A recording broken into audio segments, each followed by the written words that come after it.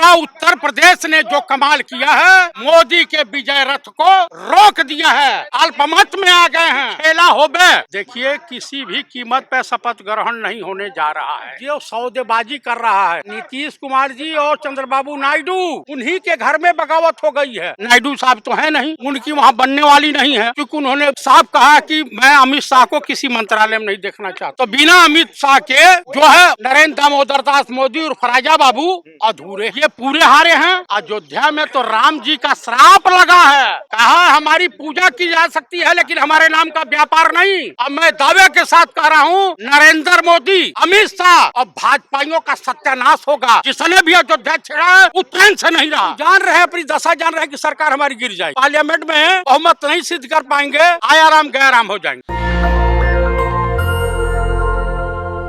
रावण बसो परवोस, यों रहीम कैसे निभे बेर केर के संग। उत्तर प्रदेश का जलवा देखा।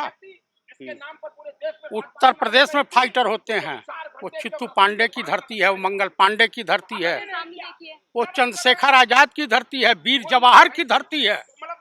और पूरा उत्तर प्रदेश ने जो कमाल किया है, मोदी के विजय रथ को रोक दिया है। अल्पमत में आ गए हैं, पूर्ण बहुमत की सरकार नहीं बना सकते हैं। बैसाखी की सरकार बनाने की इनकी आदत नहीं है। गठबंधन में इन्होंने सरकार कभी नहीं चलाया। तो यही बात जान लीजिए कि खेला हो बे। क्या खेला होगा? सरकार के लिए शपथ तो होने के लिए कह दिया कि भाई तो सरकार बनाने जा रही है। कब बनाने जा रही है? 8 तारीख तो रहे कि हम 8 तारीख को, तो 8 को हुआ, 2 दिन और बढ़ गया, फिर और आगे बढ़ेगा। चंद्रबाबू नायडू जी और जो है नीतीश चाचा, नीतीश भैया हम कहेंगे, चाचा हम नहीं कह सकते हैं। द्विवेदी जी, सूत्रों से खबर आ रही है कि 8 जून को प्रधानमंत्री मोदी जी शपथ ग्रहण करेंगे। देखिए, किसी भी कीमत पे शपथ ग्रहण नहीं होने जा रहा है, इसको भली भांत आप लोग जान लीजिए। 9 जून को तो डेट तो आ गई है। 9 जून तो आ गई है। 9 जून को आ गई है, अभी और आगे बढ़ेगी, क्योंकि जो इन लोगों की डिमांड, अभी तो सौदेबाजी हो रही है। सौदेबाजी हो रही है। हाँ, अच्छा। गृह मंत्रालय चाहिए, वित्त मंत्रालय चाहिए, रक्षा मंत्रालय चाहिए, रेल मंत्रालय चाहिए, एजुकेशन मंत्रालय चाहिए और लोकसभा स्पीकर का पद चाहिए। राहुल गांधी को चाहिए क्या?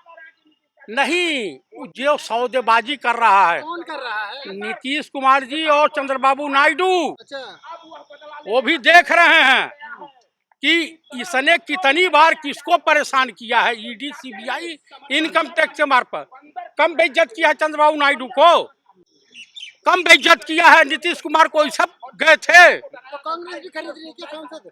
कांग्रेस ये सब घिनौना काम नहीं करती है, ये काम मोदी करते हैं।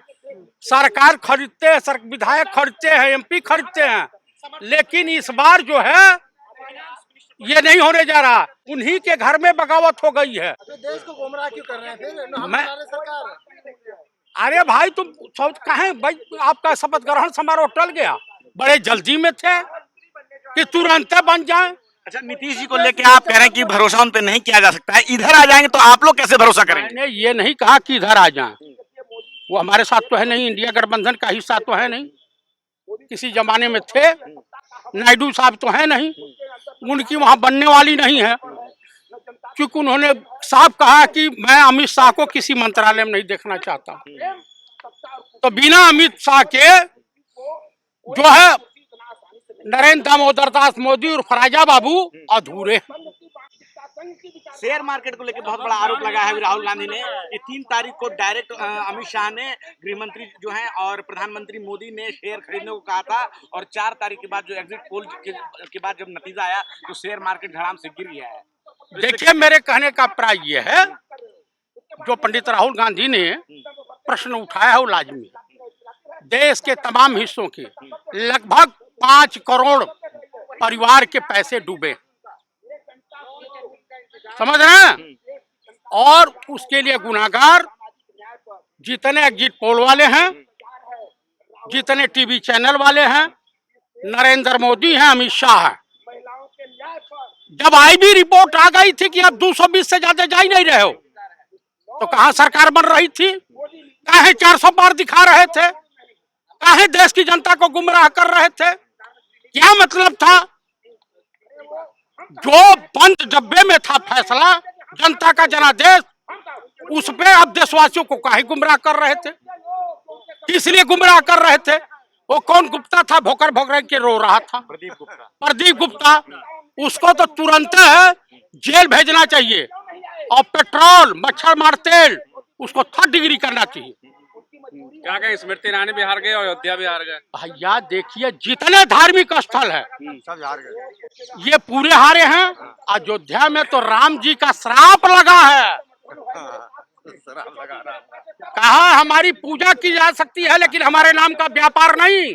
अब मैं दावे के साथ कह रहा हूँ, नरेंद्र मोदी, अमित शाह और भाजपाइयों का सत्यानाश होगा। जिसने भी अयोध्या छेड़ा है वो ट्रेन से नहीं रहा। सरकार आप कैसे बनाएगा, सवाल तो ये उठ रहा है ना।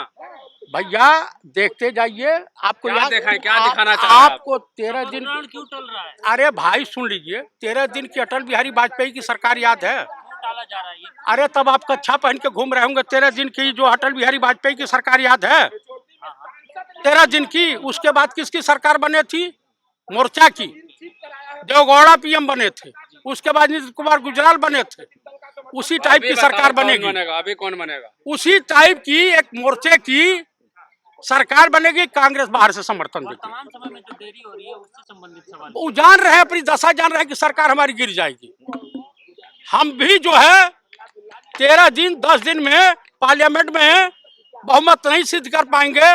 आयाराम गयाराम हो जाएंगे। अच्छा, एक सवाल बताइए, अगर आप लोग सरकार बनाते हैं तो स्मृति ईरानी अगर महंगाई को लेके आपके कार्यालय के सामने सिलेंडर लेके फिर आ जाएंगे तो क्या करेंगे आप? उनके मुंह पे कालिक पोत करके भगा दिया जाएगा। उनके मुख पे कालिक पोत करके भगा दिया जाएगा और शायद आएंगी नहीं। वैसे आ भी सकती है, बड़ी महिला है। कंगना रनौत जीत गई हैं, जो कि भारत को 2014 के बाद उन्होंने आजादी दिलाई थी और वो संसद में बोलने वाली हैं आपके खिलाफ। भैया हिमाचल की जनता को मैं धन्यवाद देता हूं कि आप लोगों की पसंद कैसी है।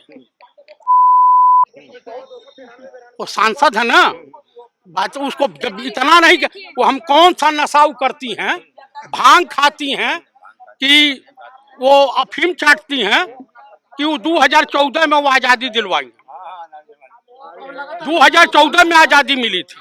ऐसे ऐसे नूर देश में हैं। इन लोग मानसिक महिलाओं का अपमान नहीं कर रहे आप? अरे जब वहाँ अपमान हो रहा था, मणिपुर की हमारी बहु बेटियां नंगी घुमाई जा रही थी वाराणसी में, कि जो है छात्रा के साथ बलात्कार बीजेपी IT सेल के लोग कर रहे थे। उसके बाद हाथरस की बेटी, पहलवान बेटियां, उस वक्त क्या नरेंद्र मोदी ताली बजा रहे थे? सुप्रीम कोर्ट अगर नहीं बोला होता तो क्या करते? क्या कांग्रेस किसी तीसरे मोर्चे को बाहर से समर्थन देगी? यही संभव है। सेम मोर्चे की सरकार बनेगी और उसमें वो लोग अपने PM का चयन करेंगे, कांग्रेस समर्थन देगी। PM होगा कौन?